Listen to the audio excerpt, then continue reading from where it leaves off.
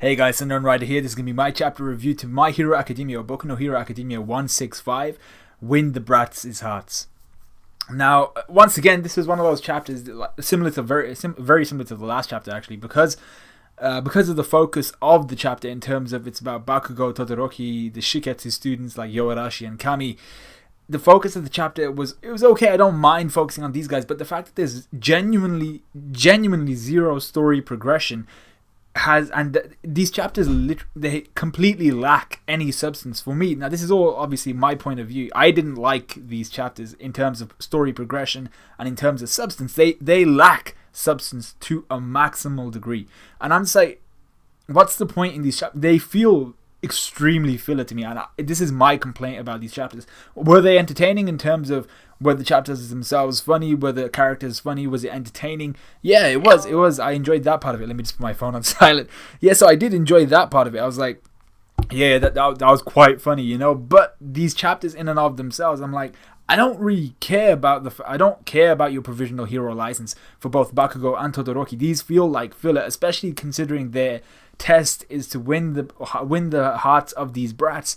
I'm sorry, I don't give a crap. I really don't care about any of this. So yeah, once again, I just feel like this was really heavily filler kind of laden, and as both these two chapters are really filler feeling in the least.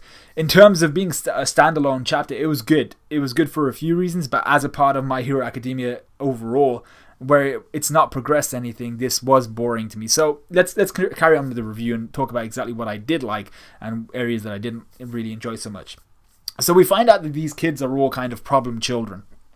Their counselor / teacher can't really do anything to impose herself on them, and she can't really control them. So then we obviously cue the Shiketsu / UA students. They're going to jump in and be like, alright, this is our time to shine. This is why we're heroes, apparently, because winning the hearts of kids makes you a hero. I mean, like, I understand that's you do need to be seen by the public, even kids, as the symbol. That's what they want. They want the symbol of peace again. Like, oh my, he could silence a crying child, you know.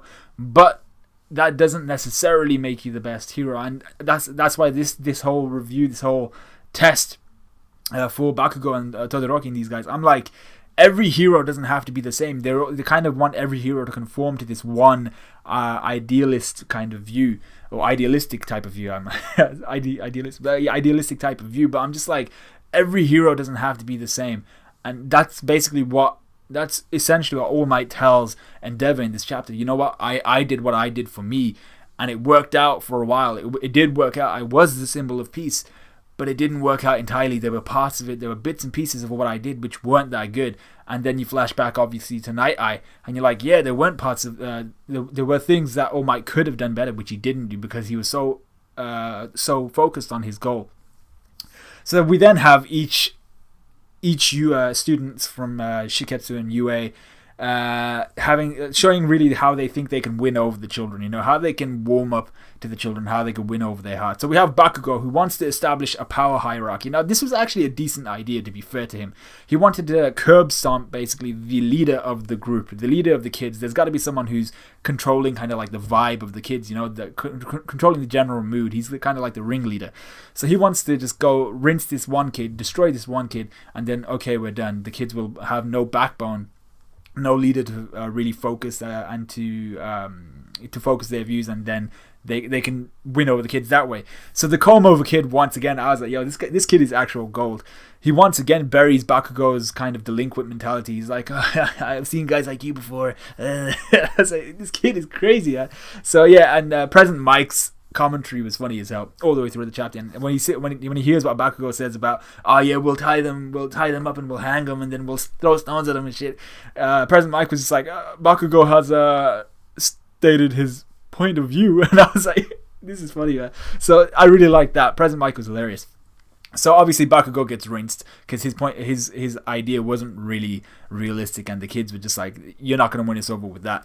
So we then have Yoarashi, who tries to befriend the kids and show them really that they can't be irresponsible in the in their kind of pursuit of becoming heroes, because that's what everyone seems to be. They've all got quirks, and they're all pursuing a job as a hero. So they can't be irresponsible heroes. They can't be irresponsible kids if they want. Because he asks them, "Do you want to be heroes?" They're like, "Yeah." So if they want to be heroes, they can't be irresponsible as kids if they want to be responsible heroes.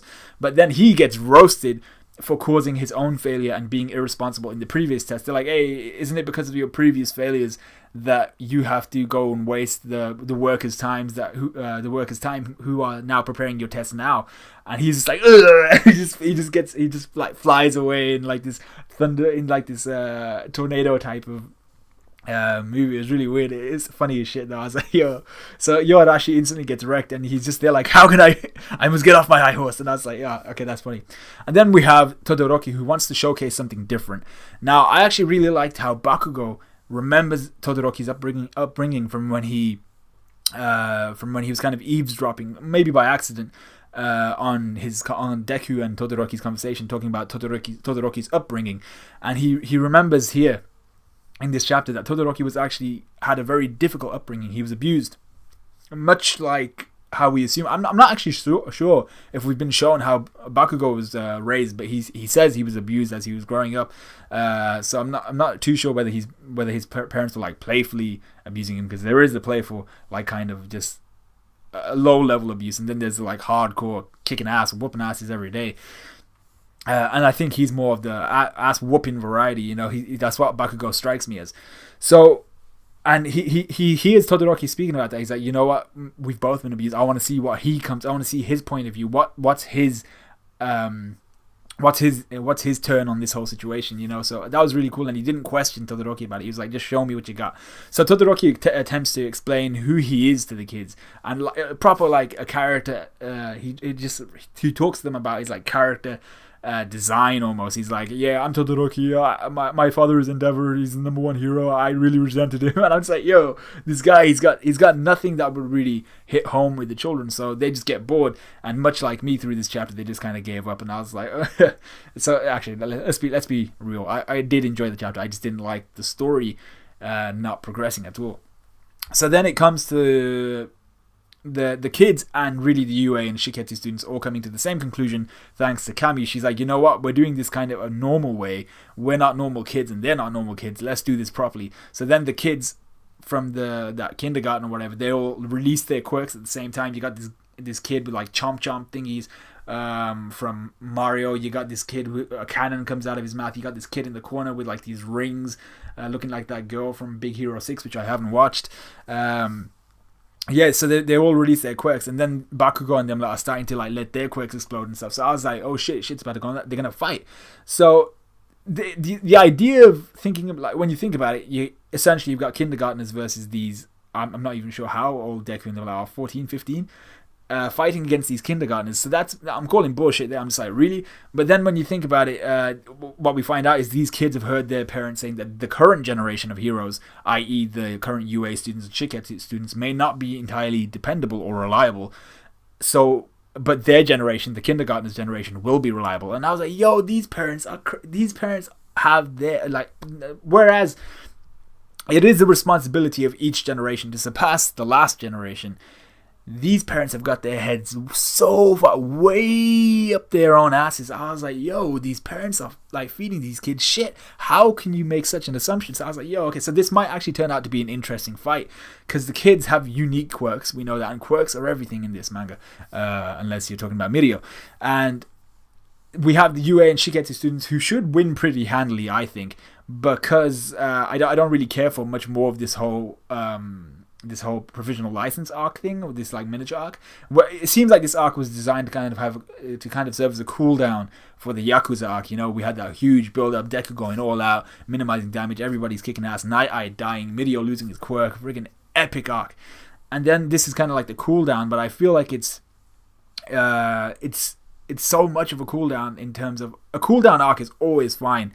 I mean, like, we've had so many cooldown arcs in One Piece where we've chilled for a bit, but there was always story progression. There was always something we found out and things that happened which made us want to carry on reading. But this part, I was just like, eh. So I don't really care for much more of this. But hearing what those parents think of their children, how they've got their heads so far up their own asses, I really do want the UA and Shiketsu students to really show these kids exactly what training your quirk and being more attuned to your quirk and being responsible about your quirk, how far it can get you.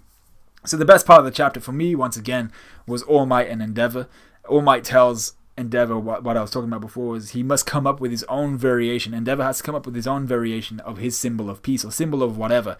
If you want to be a symbol of something, you got to come up with your own thing, because what All Might did work for him, but like I said, it did have its costs. Sure, he became a symbol of peace for every citizen. He, like, whenever in their most dire times, in the most evil of situations, they would always think, okay, at least we've got All Might, and the villains would cower at the thought of All Might. But he was unable, All Might himself was unable to use that time for his friends, his family, people close to him. So he failed them, essentially. So he's saying, yeah, I did a lot of great stuff, but I did fail in some aspects. You got to figure out your own way of doing things, and you got to figure out what's important to you and what you stand for, and that's it. So yeah, I thought this part of the chapter was good. So let me know what you guys thought of the chapter. Like, comment, subscribe, all that good stuff, and I will see you guys in a bit.